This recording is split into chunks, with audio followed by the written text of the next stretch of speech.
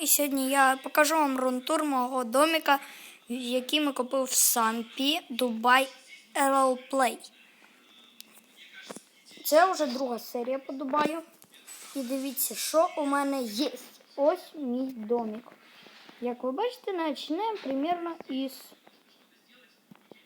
Ого, у мене тут великий сам. Давайте спочатку поіграємо в PlayStation, тому що мені дуже хочеться попробувати. Давайте попробуем у меня на PlayStation поиграть в гонки. Сейчас будем ждать. Давайте подождем. Круто поиграли. Вообще. Так, дальше у нас есть такая штука, но, блин, все равно в неї важко заходить. Ось бар, походу. Ось у мене ноутбук есть. Дальше, ну, це все діло.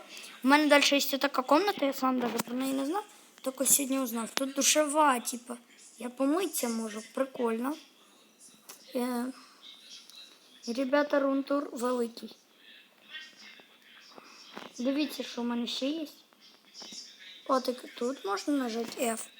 Тут все PlayStation. Можна поспати отак на кроваті, дивіться. Сейчас.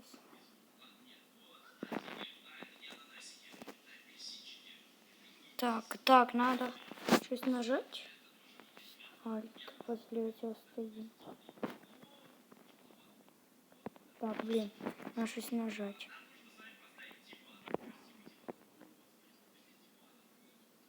Ага.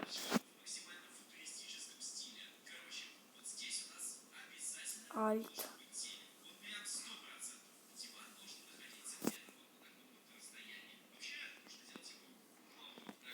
Ого, у нас тут вообще хорошая хата.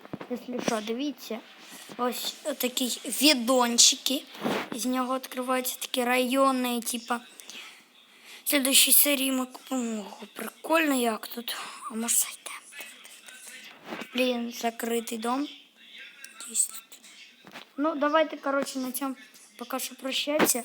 Всім пока-пока!